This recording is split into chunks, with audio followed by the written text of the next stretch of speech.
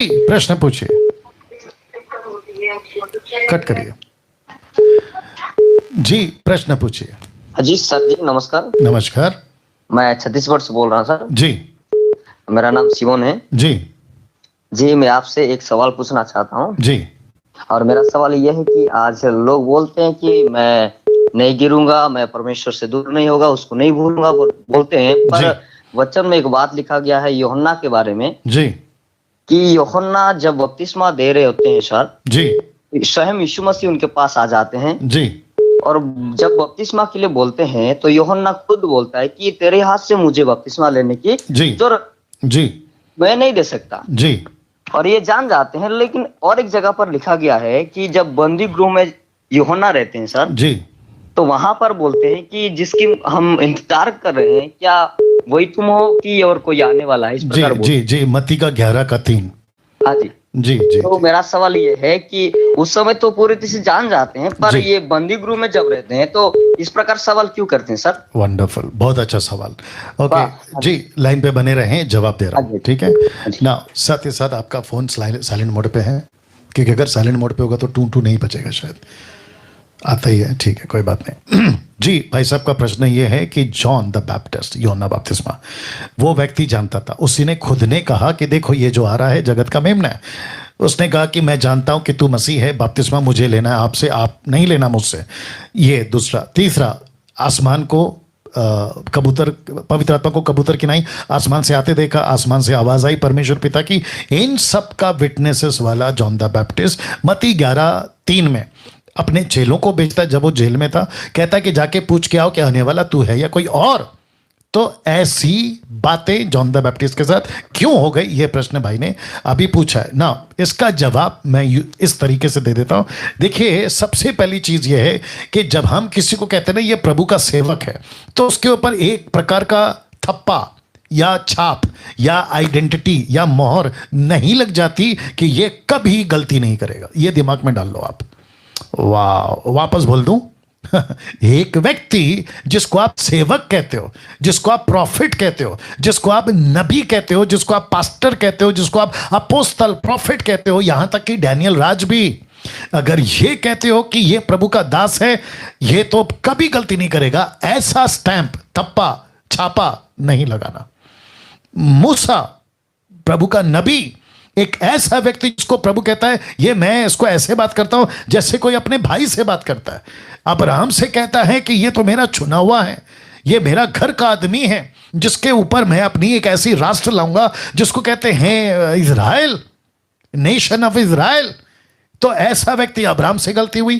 क्या गलती हुई? अपनी पत्नी को बहन बना दिया।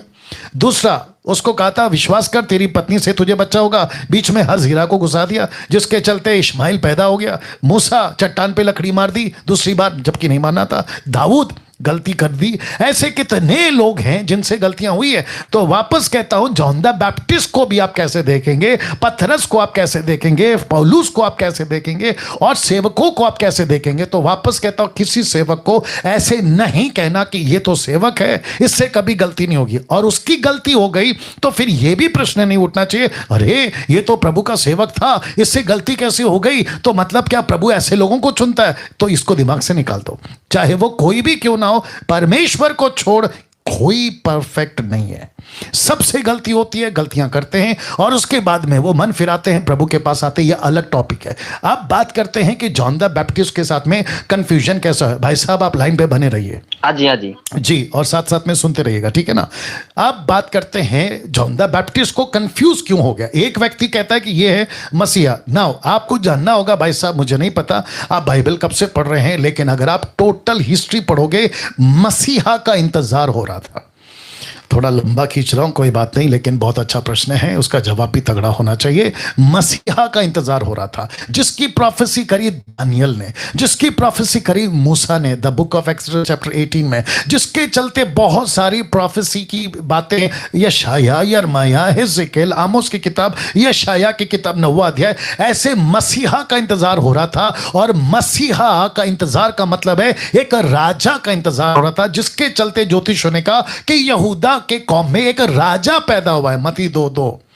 तो ये हेरोदेस कहता है कि मैं राजा हूं, मुझे छोड़ दूसरा कौन सा राजा आ सकता है, जिसके चलते 2-2 साल के बच्चे कट गए, याद होगा आप लोगों को। और उसके बाद में सब वेट कर रहे थे कि अचानक से मसीह आएगा, फिलिस्तीन का राज्य है, रोम का राज्य है, हेरोदेस का राज्य है, इनका राज्य है, उनका राज्य है, इन सबको खत्म करेगा, डिक्लेयर कर देगा। और इसी प्रश्न को पतरस ने पूछा था प्रेरितों की किताब 1 अध्याय वचन 3-4 में। उसने कहा कि क्या प्रभु तो इजराइल को अभी राज्य फेर देगा? राज्य मतलब इंग्लिश में किंगडम। तो उसको क्या लगा कि अब आप तो क्रूस पे मर गए, मसीह का काम खत्म हो गया, अब आप डिक्लेयर कर दो कि आप किंग हैं पूरे यूनिवर्स के और आप अपना राज्य को स्थापित करो। तब यीशु ने कहा ना ना ना ना, तुम बहुत बड़ी भूल में हो। दूसरा कॉन्सेप्ट, मत्ती का माफ करें, यूहन्ना का 6वां अध्याय, आपको पता होगा कि जब रोटी से चमत्कार हो गया तो जो चेले यीशु को छोड़ के चले गए 57 से आगे, यूहन्ना का 6 का 57 से आगे, वो चेले यीशु को राजा बनाना चाहते थे।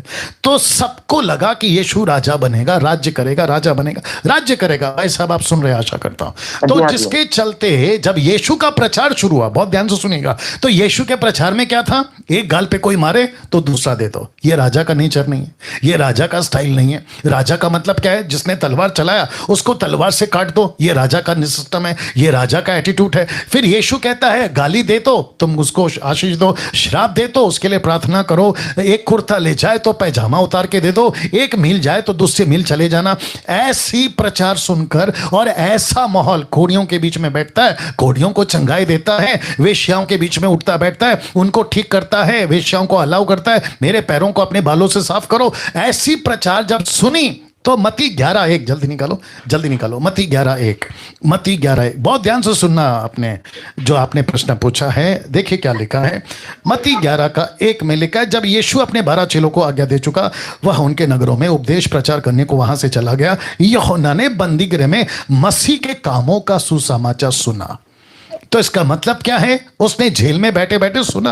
तो क्या सुना? यीशु का प्रचार ऐसा है, राजा वाला तो कोई गुण ही नहीं है, अधिकार वाला तो कोई गुण ही नहीं है। यीशु तो यूहन्ना के 4 अध्याय में चेलों के पैर धो रहा है। मरकुस कहता है मैं सेवा लेने नहीं, सेवा करने आया हूं।